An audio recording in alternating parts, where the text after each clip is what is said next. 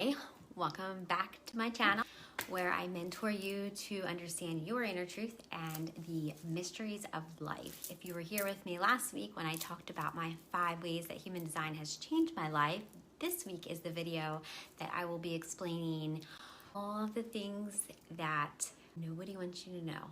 So first, I believe that contemplation gives you the power of perspective.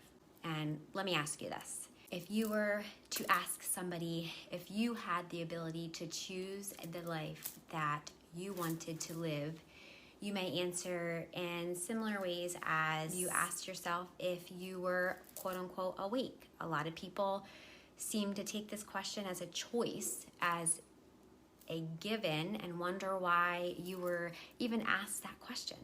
And what does that mean?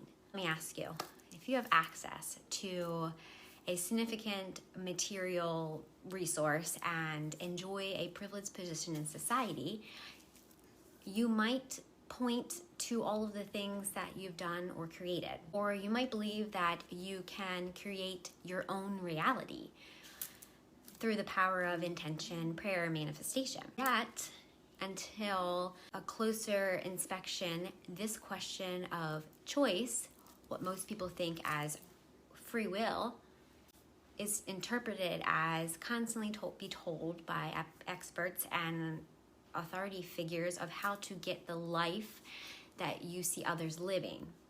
An example, if you buy their course or you read their book or you follow their program, you can achieve the success exactly how they did it.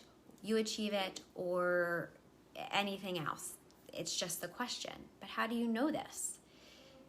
How can you really know that this works? This is why human design has been the experiment that can be proven according to your blueprint that can change your life if you so desire. So for me, I took an honest look at my past choices and intentions and what actually happened.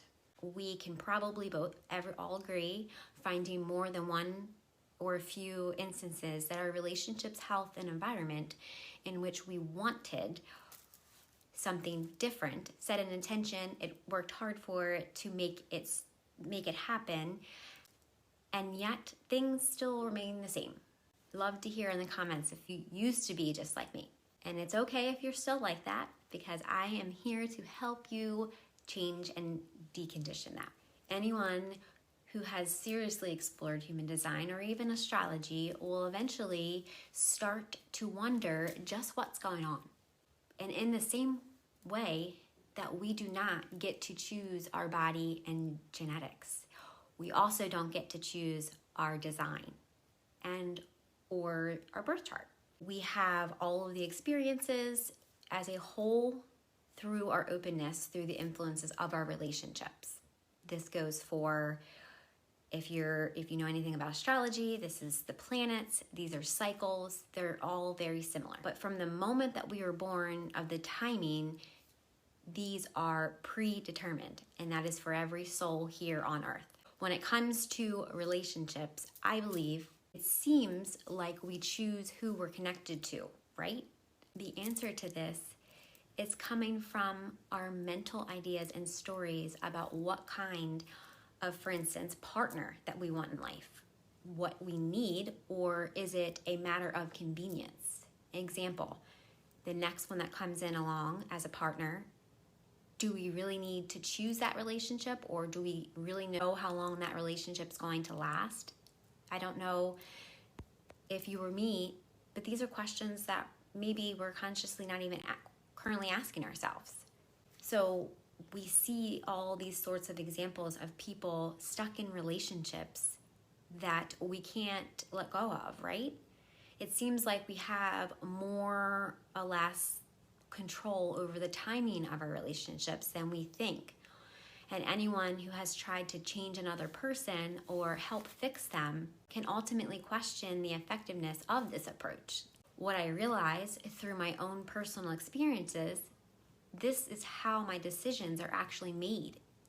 Deep in our unconscious, seconds before our conscious mind becomes aware of what is really happening. And at that point, our conscious mind then addresses personal change or movement to that situation. So in other words, there's no conscious decision making. Actually, these are choices. Let me give you another explanation to all of this.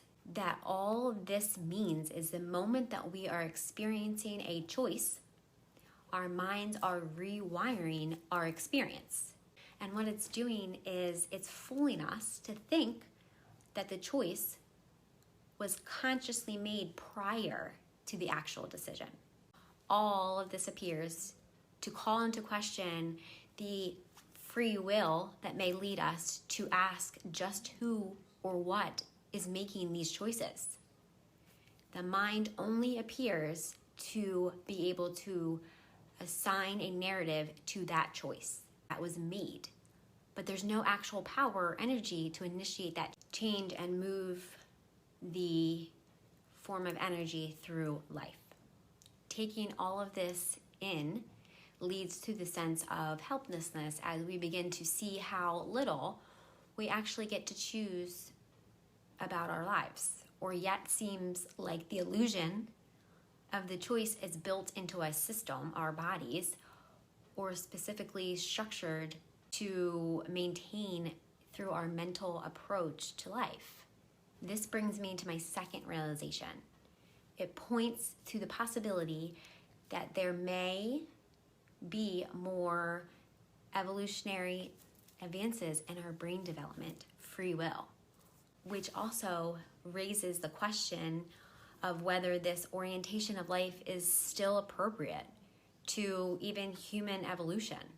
Whatever the case, like we call it, human design, the not mind holds on to the role, the driver's seat, you're in the driver's seat, and the idea that we can control our experiences according to our intentions and the decisions we make. Mind may even come up with examples of daily choices like, should I have coffee, or should I have tea, or should I wear green, or should I wear blue today?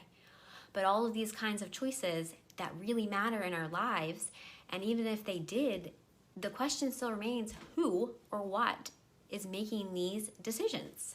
Just like the founder of human design, Ra Uru, one of the things is about the way in which life works. Because ultimately, when I say that there is no choice, that there is an ultimate question about, do I have choice to follow my strategy? The answer is no.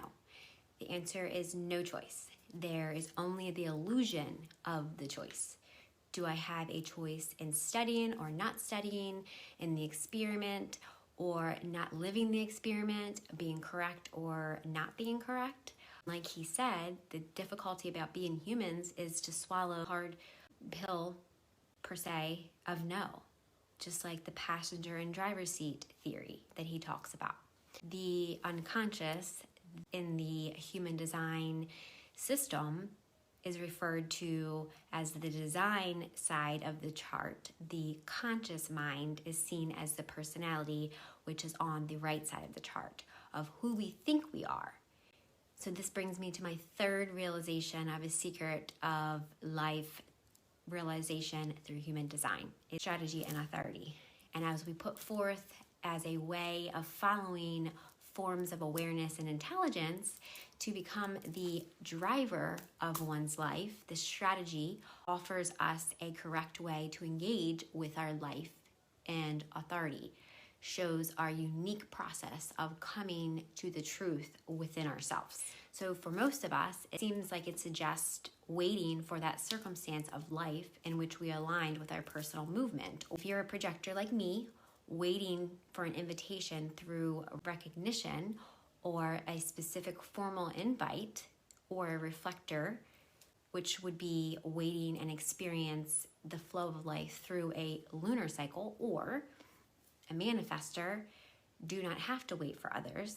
They have to wait until their inner energy moves them and informs others about the potential impact of their actions. As much as a game changer as experiencing with authority and strategy can be, they're far from what we commonly think or choose as creating one's reality. You can't change how your sacral responds, nor can you change your splenic instincts or emotions, I should say, of how you feel.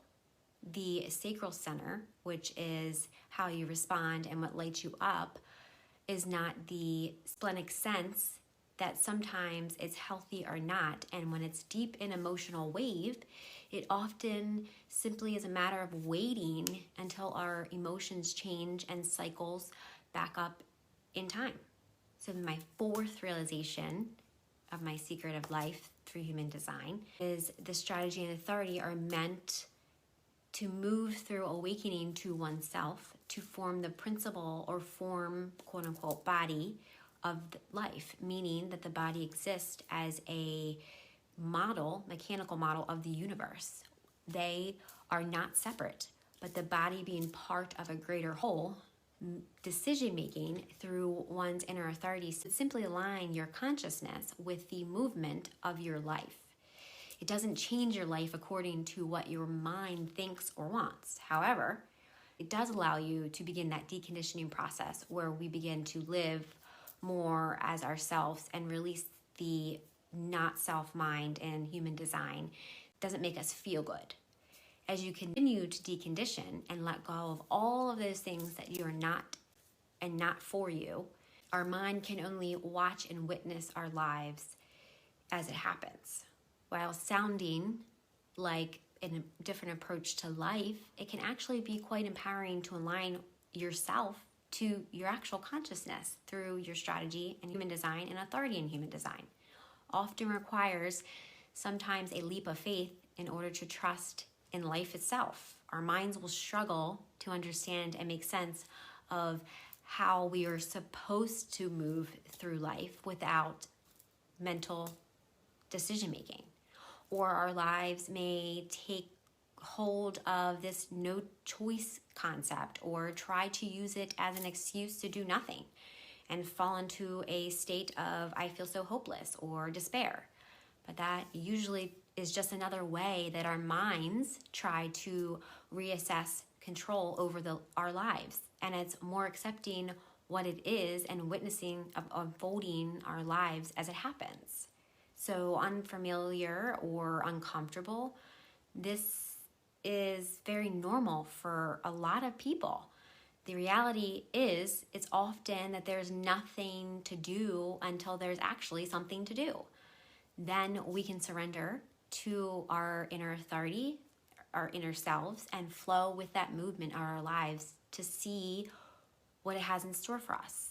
All of this leads to waiting to see and approach kind of living that Raghu who often describes as entertainment, watching the movie and enjoying the experience in our lives as it is and not as we necessarily want it to be. It's an act of surrendering to the joy and pleasures and pain and loving ourselves and life as we are and the life we are here to have. After learning all of this through my own human design blueprint, that we all, in the end of it, live and play the role fully, but your own unique life and story and purpose here on Earth. I would love to hear if this was helpful, and I will drop a link in the description box to learn more about your human design. So there you have it, some of my few realizations of the secrets of life that I've learned through human design that nobody wants to share with you.